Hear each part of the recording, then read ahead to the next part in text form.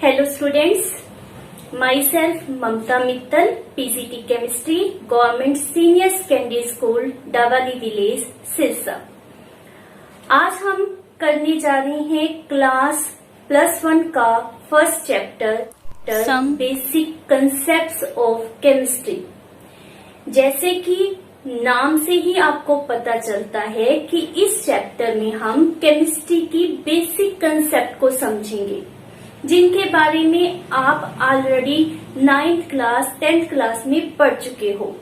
जैसे कि वस्तु किसे कहते हैं, वस्तु की फिजिकल क्लासिफिकेशन क्या होती है, लाइक सॉलिड, लिक्विड, गैस। आज उन्हीं टॉपिक्स को हम डिटेल में अपनी इस वीडियो में स्टडी करेंगे। तो स्टार्ट कर रहे हैं। Firstly, what is chemistry? Chemistry का मीनिंग क्या होता है? तो केमिस्ट्री बेटा ब्रांच ऑफ साइंस है, जिसमें आप डील करते हो with the composition, properties, structure means बनावट, and interaction of the matter means वस्तु में किस तरह की फोर्स ऑफ अट्रैक्शन है, क्या उनकी बनावट है, क्या उनके गुणधर्म हैं। इन सब की जानकारी हमें कहाँ से मिलती है? From chemistry. केमिस्ट्री आपको इनके बारे में डिटेल में समझाती है। About atom, molecule, electron, proton, neutrons, जो मैटर के इंटरनल प्रेजेंट होते हैं, उनके बारे में आपको केमिस्ट्री बताती है। तो chemistry is a branch of science which deals with composition, properties, structure and interaction of matter. Chemistry शब्द एक्चुअल में केमिया शब्द से डिवेल्प किया गया, जो कि इजिप्ट में ब्लैक सॉइल के लिए यूज किया जाता था। वहां पर केमिस्ट्री को रेफर करते थे like an art, Egyptian art थी। Now chemistry is not an art, यह हमारे पास साइंस की एक ब्रांच है। यहाँ पर सबसे पहले हम डिस्कस करने जा रहे हैं व्हाट इज मैटर मीन्स पदार्थ किसे कहते हैं। जैसे कि बेटा आप 9th 10th क्लास में भी पढ़ चुके हो कि पदार्थ उस वस्तु को कहते हैं जिसका कुछ द्रव्यमान होता है। द्रव्यमान मीन्स मास, जिसका कुछ मास होता है और जो स्थान घेरती है मीन्स ऑक्युपाई सम स्पेस, उसको हम नाम क्या देते हैं? मैटर का। तो हमारे पास मैटर की प्रॉपर डेफिनेशन क्या आती है कि matter is said to anything which have some mass and occupy some space and can be felt by one of our 5 senses. लोहा, सोना, चांदी, हवा, द्रव, कोई भी हमारे आसपास जो वस्तु प्रेजेंट है वह हमारे पास क्या कहलाती है? मैटर। मैटर को फर्दर हम क्लासिफाई करते हैं। यह क्लासिफिकेशन 2 बेसिस के ऊपर होती है, physical and chemical. Physical means क्या होता है कि आप ऊपर से देखकर या टच के द्वारा बता सकते हैं कि दी गई 2 वस्तुओं में क्या डिफरेंस है।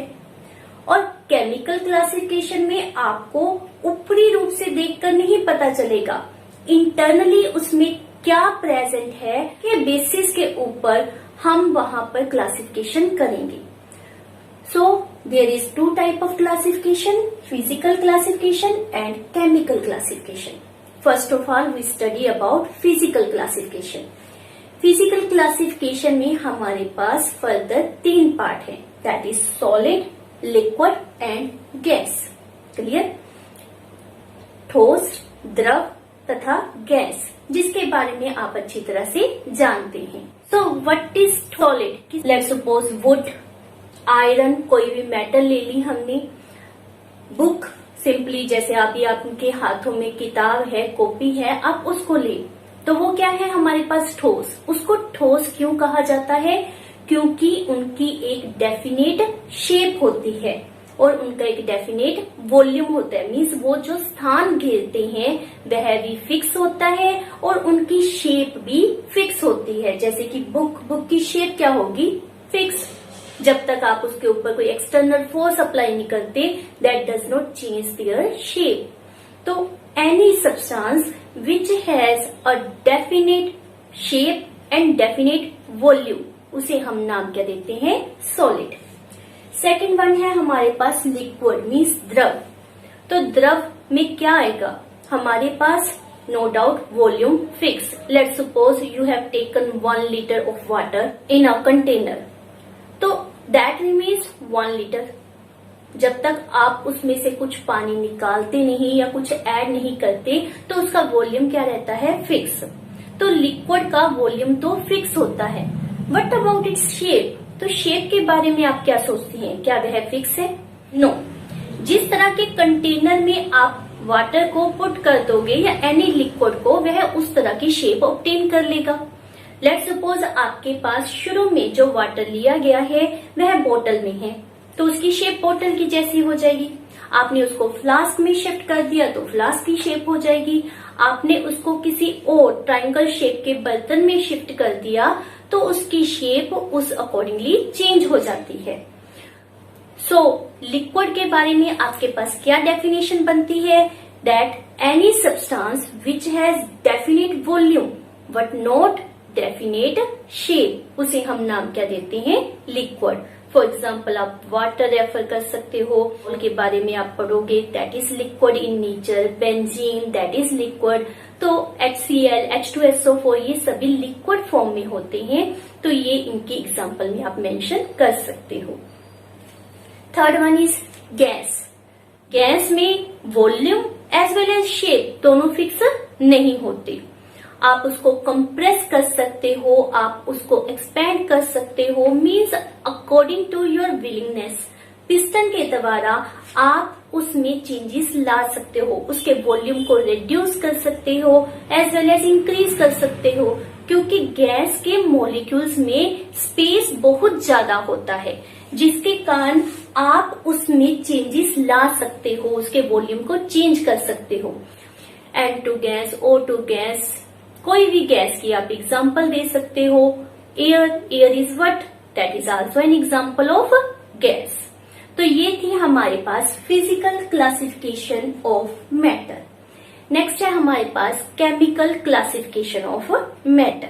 केमिकल क्लासिफिकेशन ऑफ मैटर में फर्दर हमारे पास 2 पार्ट्स होते हैं, मीन्स वो केमिकली प्योर है या फिर इम्प्योर, मीन्स उसको हम 2 पार्ट में मेंशन करते हैं। One is pure and second is mixture. सबसे पहले हम प्योर के बारे में डिस्कस कर रहे हैं। प्योर को हम 2 पार्ट में डिस्कस करेंगे, एलिमेंट एंड कंपाउंड। एलिमेंट और कंपाउंड के बारे में आप पहले से 9th क्लास में पढ़ चुके हो। एलिमेंट मीन्स तत्व तथा कंपाउंड मीन्स यौगिक। तो there is no new terms, आप इसके बारे में पहले से जानते हो। तो सबसे पहले हम कर रहे हैं एलिमेंट। तो हमारे around a number of elements present है, जैसे आपने डेली लाइफ में नाम सुने हैं, आयरन, सिल्वर, गोल्ड, ये तो कॉमन आपने सुने ही है नाम। तो ये क्या है? Actually these are element. तो एलिमेंट होता क्या है? एलिमेंट अ प्योर सब्सटेंस होती है that is made up of 1 type of atom. तो वो प्योर सब्सटेंस जिसमें सिर्फ 1 टाइप ऑफ एटम्स हो तो उसे हम नाम क्या देते हैं? एलिमेंट का। For example this is iron piece and it contain atoms of iron. तो इसमें सभी एटम किसके प्रेजेंट होंगे? That is of iron. ऐसा तो नहीं है कि इसमें पोटाशियम के या सोडियम के एटम्स प्रेजेंट होंगे, नो। तो we are referring definition on this basis कि आयरन एलिमेंट क्या होता है? जिसमें ओनली आयरन के एटम्स प्रेजेंट हो। Similarly element is a pure substance which contain only 1 type of atom. इसकी एक और डेफिनेशन आपने नोट करनी है कि एलिमेंट वो प्योर और सिंपलेस्ट सब्सटेंस है जिसको ना तो आप बिल्ड कर सकते हो और ना ही आप डिकम्पोज कर सकते हो into the simplest substances. Let iron, को ब्रेकअप करके इफ आई एम रेफरिंग कि यहाँ पर आपके पास पोटाशियम सोडियम कुछ बनेगा, is it possible? No. Iron को ब्रेक करोगे यू विल गेट आयरन। या फिर 2 और 3 पीसेस ऑफ आयरन को ज्वाइन करवा के कंबाइन करवा के कोई न्यू सब्सटेंस फॉर्म कर लो, that is also not possible. Means it remains iron, it neither be decomposed into the simpler substances nor be built from simpler substances. So this is important definition. One more question कि हमारे around अब तक कितने element discover हो चुके हैं? तो हमारे पास 118 एलिमेंट अब तक डिस्कवर हुए हैं। एलिमेंट के फर्दर इजी स्टडी करने के लिए उसको 3 पार्ट में डिवाइड किया गया है, that is metal, non metal and metalloid. धातु, अधातु तथा उपधातु, जिसके बारे में भी आप अच्छी तरह से जानते हो। धातु क्या होती है? जिसमें चमक होती है, means lustrous in nature. Metals are malleable, means आप उनको हथौड़ी से पीट पीट कर convert into sheets. They are ductiles in nature. Ductile means that can be changed into wire. और many other characters जैसे कि simply आप जानते ही हो, good conductor of heat, good conductor of electricity, as well as sonorous in nature। तो जो आपने 9th 10th class में ऑलरेडी जानते हो या अपने आसपास किसी भी मेटल को ऑब्जर्व करो, आपको इन प्रॉपर्टीज के बारे में पता चल जाएगा। For example iron, silver, gold, copper, zinc, aluminium, a number of metals are present. Next is non-metal. Non-metal means which is not metal, which does not possess character like a metal. तो वो कौन से होंगे? That means they are non-lustrous, non-sonorous, non-ductile, non-malleable. They are bad conductor of heat. They are bad conductor of electricity. Means every character that is metal possessing, you are referring opposite to that one. तो वो हमारे पास क्या आ जाएगा? Non metal. Now for example the oxygen, nitrogen, hydrogen, carbon, ये आपके पास कौन सी examples हैं? That is of non metal. इसके साथ आपने एक और एग्जाम्पल माइंड में रखनी है। अभी आपने मेटल एंड नॉन मेटल के बारे में पढ़ा समझा, तो हमारे पास मरकरी, मरकरी जो होती है that is also a metal. और मेटल में जनरली गुण क्या होता है कि दे आर सॉलिड। आप जितने भी मेटल्स के बारे में जानते हो दैट इज सॉलिड, लेकिन थर्मामीटर में जो मरकरी यूज होती है that is also metal but exist in liquid state. ये आपने अच्छी तरह से माइंड में रखना है। नॉन मेटल में भी जनरली जो नेचर होता है that is solid and gaseous, लेकिन ब्रोमीन एक ऐसी नॉन मेटल है which exist in liquid state. Third type हमारे पास कौन सी है? मेटेलॉइड्स। तो मेटेलॉइड्स क्या होते हैं? Metalloid are substances which possess both the characters, means metal as well as non metal, दोनों के करेक्टर जो पोसेस करती हैं उन्हें हम क्या कहते हैं? मेटेलॉइड। अगर आप पीरियोडिक टेबल को देखते हो तो वहां पर एक सीढ़ी नुमा आपको लाइन दिखाई देती है। लाइन के पास जो एलिमेंट्स प्रेजेंट हैं दे आर मेटेलॉइड्स। इनमें metal as well as non metal दोनों के गुण पाए जाते हैं। इसकी एग्जाम्पल आपने माइंड में रखनी है, लाइक द आर्सेनिक, एंटीमनी, विस्मिथ, ये इसकी कॉमन एग्जाम्पल्स होती हैं। और प्योर सब्सटेंसेस की दूसरी टाइप हमारे पास क्या थी? अभी हमने डिस्कस की, दैट इज कंपाउंड और यौगिक। तो कंपाउंड या यौगिक मीन्स जो कॉम्बिनेशन से बनते हैं। इनमें कॉम्बिनेशन किसकी करनी है? एलिमेंट्स की। और यहाँ पर ऐसा नहीं है कि अपनी मर्जी से हमने हाइड्रोजन और ऑक्सीजन को कंबाइन करना है। No, they are combined in a definite proportion by their mass. आपने उनके मास की डेफिनेट या फिक्स अमाउंट को मिक्स करना है, जिसके द्वारा आपके पास कंपाउंड की फॉर्मेशन होती है। So what's the definition of compound? Compound is a substance formed by combination of two or more than two elements in a definite proportion by mass. For example, H2O। तो H2O बनाने के लिए we have taken a fixed proportion by mass. इसमें hydrogen oxygen का जो ratio है that is 1:8। How? हमारे पास water में क्या मेंशन किया गया है कि हाइड्रोजन 2 टाइम्स है। हाइड्रोजन का मास आपने लर्न किया हुआ है, 10th क्लास में भी आपने अच्छी तरह से लर्न किया था, कितना होता है 1। तो यहाँ पर यह 2 टाइम्स प्रेजेंट है, तो हम क्या रेफर करेंगे 2।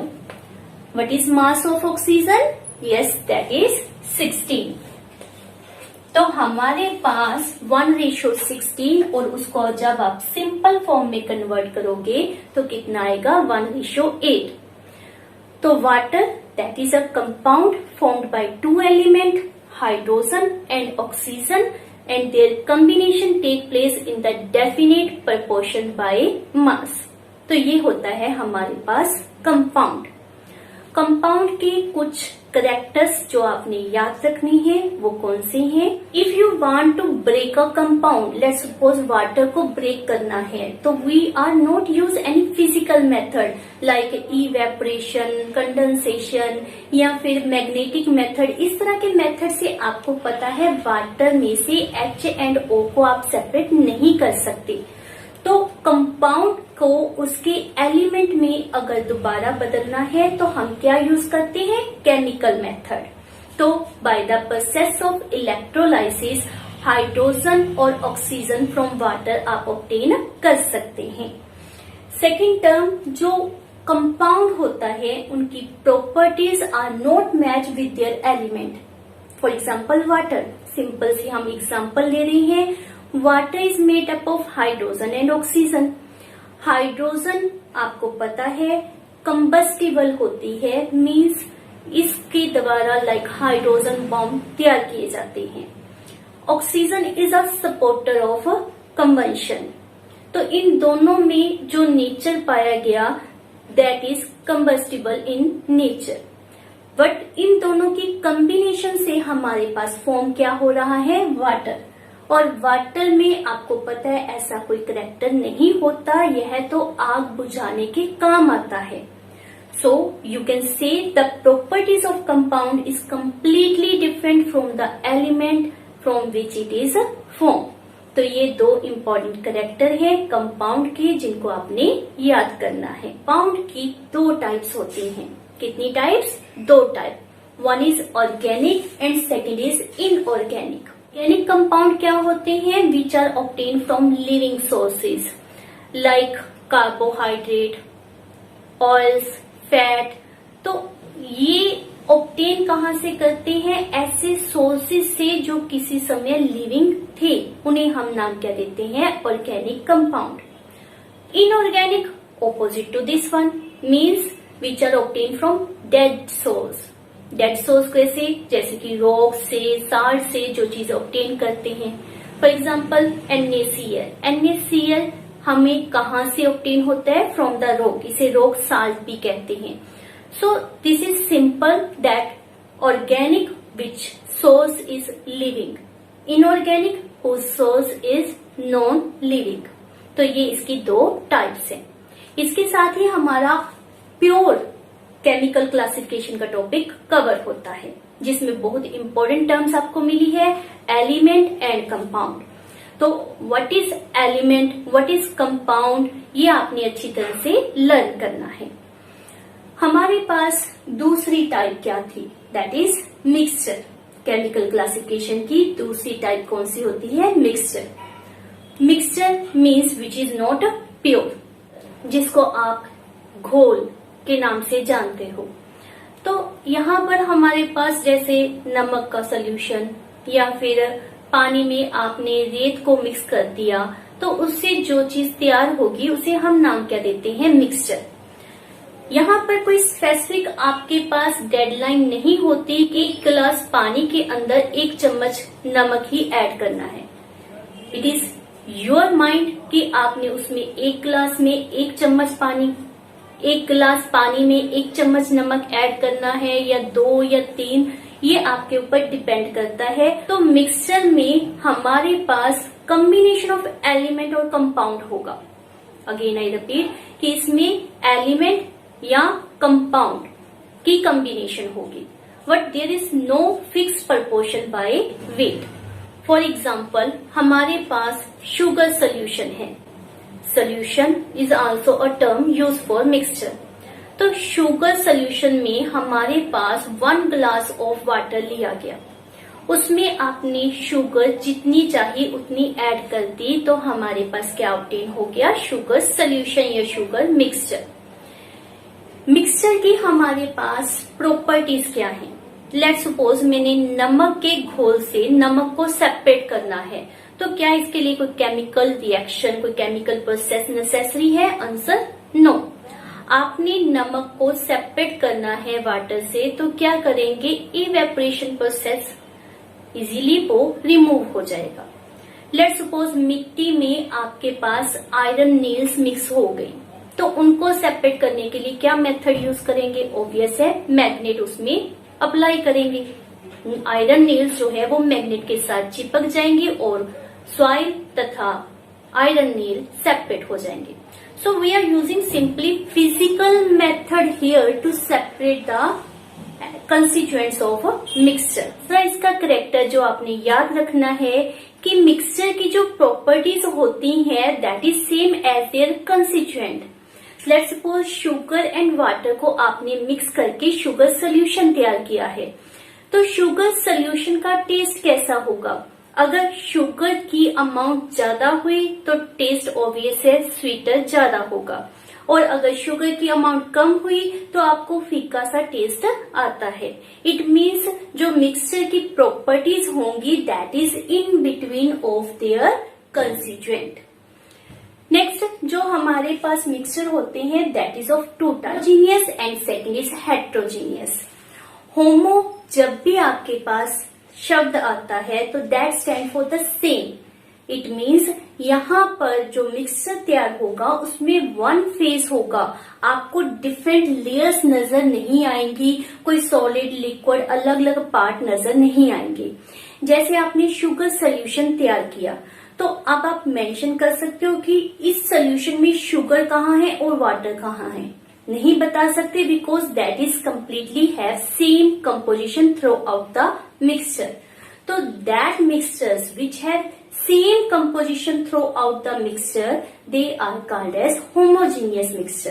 दूसरी तरफ हमारे पास है हेटेरोजीनियस मिक्सचर्स। इन मिक्सचर में सैंपल के थ्रू आउट सेम कंपोजिशन नहीं मिलती, आपके पास डिफरेंट कंपोजिशन मिलती है।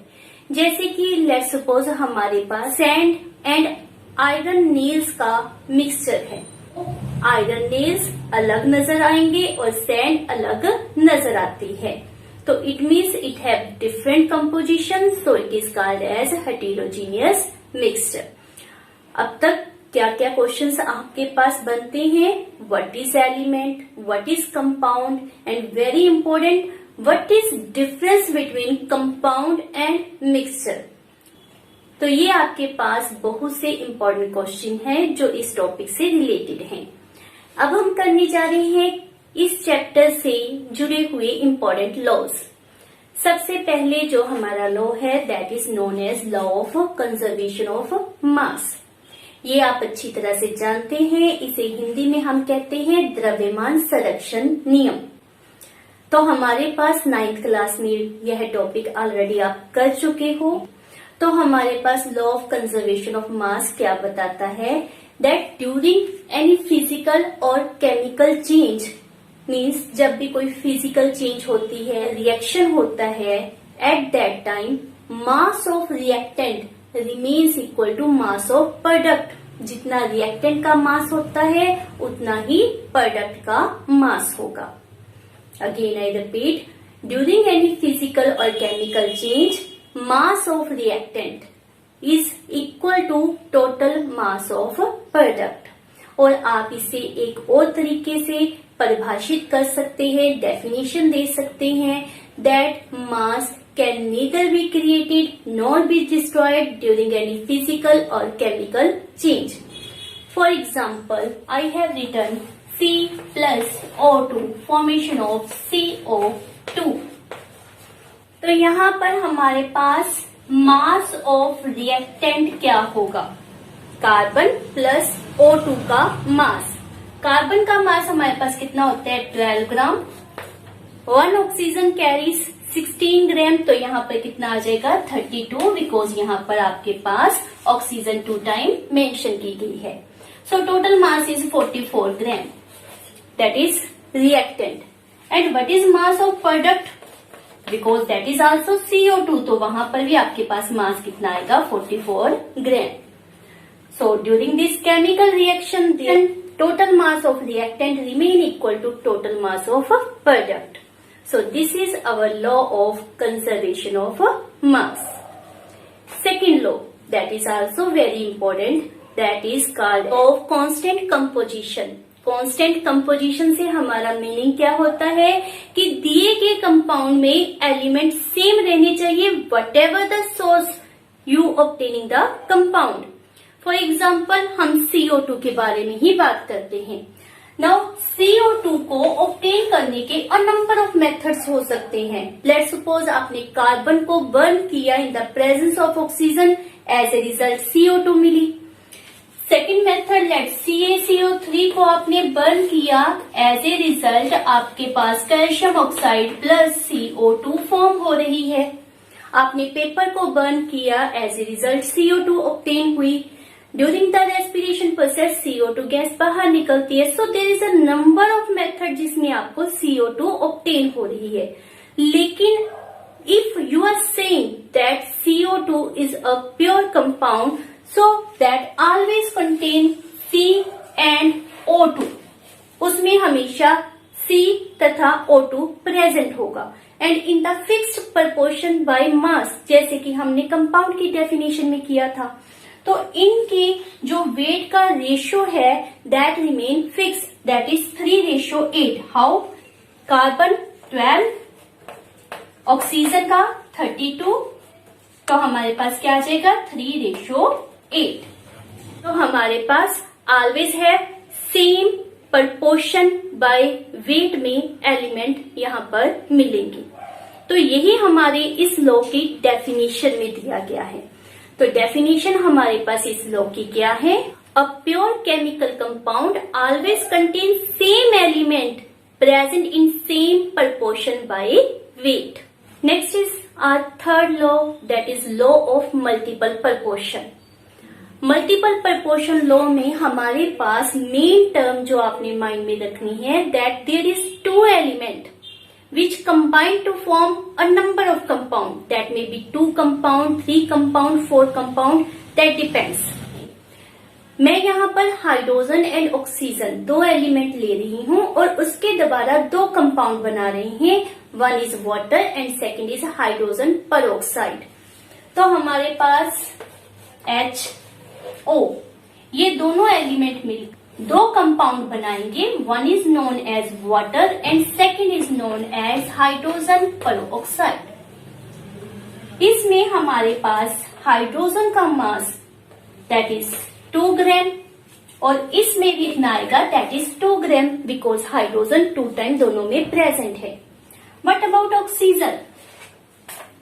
Here is 1 oxygen, so 16 gram. Here is oxygen 2 times, so 32 gram. Now this law states what? When one element combined with the fixed weight of other element, then that bears a small whole number ratio. Means जब oxygen hydrogen के fix wait के साथ combine करती है तो उनके मास का ratio small whole number आता है। तो यहाँ पर ऑक्सीजन का ratio in water and H2O2 में क्या आएगा? That is 16:32 means 1:2, which is small whole number ratio. तो हमारे पास डेफिनेशन क्या बनती है? When 2 element combine together to form 2 or more than 2 compounds, जैसे यहाँ पर water and H2O2 hydrogen peroxide form हुए हैं। weight of one element which combined with the fixed weight of other element, like oxygen which combined with the fixed weight of hydrogen, that is 2 gram we have taken fixed. So weight of one element that combined with the fixed weight of other element, here a small whole number ratio, that is here 1:2. Like this you have take many examples about this. C and O combine together to form CO, that is carbon monoxide, and CO2. Nitrogen and oxygen combine to form nitric oxide, NO, NO2, N2O3, N2O4, N2O5. So they form a number of compound. So वहां पर भी weather nitrogen या oxygen किसी एक element के wait को हम fix करेंगे और दूसरे एलिमेंट के वेट का रेशियो जब चेक किया जाएगा, that also carries small whole number ratio. So this is a law, that is law of multiple proportion given by Dalton. जो हमारा नेक्स्ट लॉ है वह भी बहुत सिंपल है, that is known as Gay-Lussac's law of combining volume.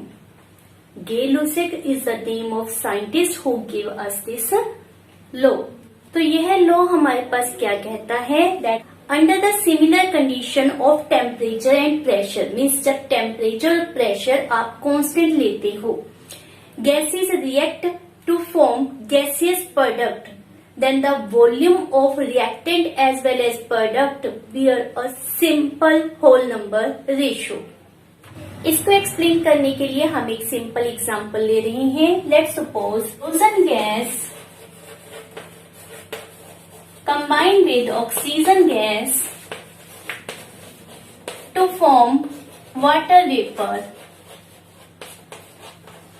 Under the constant condition of temperature and pressure, that the volume of hydrogen taken is 100 milliliter. That of oxygen is 50 milliliter. As a result, water vapor जो form हुए हैं that is 100 milliliter. Clear? Now, what is the ratio of volume of hydrogen and oxygen here? That is 2:1, which is a simple whole number ratio of volume. यही हमारे पास गे-लुसाक के द्वारा explain किया गया था. लास्ट में हमारे पास बहुत ही इंपॉर्टेंट लॉ है, that is known as Avogadro's law. Avogadro's law हमारे पास क्या कहता है, under the similar condition of temperature and pressure, means Gay-Lussac law की तरह यहाँ पर भी आपने टेम्परेचर एंड प्रेशर को कांस्टेंट रखना है. So under the similar condition of temperature and pressure, equal volume of all the gases carries equal number of molecules. What I mean to say, let these are 3 container. ये तीनों container constant condition of temperature and pressure के ऊपर present है. तीनों का volume 1 litre हम suppose करते हैं. यहाँ पर H2 गैस है, यहाँ पर N2 गैस है, यहाँ पर लेट NH3 गैस प्रेजेंट है. यदि हम मेंशन कर रहे हैं कि इसमें H2 के X मॉलिक्यूल प्रेजेंट हैं, तो यहाँ पर N2 के कितने मॉलिक्यूल प्रेजेंट होंगे, दैट इज आल्सो X. और यहाँ पर कितने होंगे, that is also X. Why? Because they carry same volume. So what's the law said that under the similar condition of temperature and pressure, equal volume of all the gases contain equal number of molecules. You are not concerned about their mass. तो in law से related बहुत ही simple question आपके पास पूछे जाते हैं.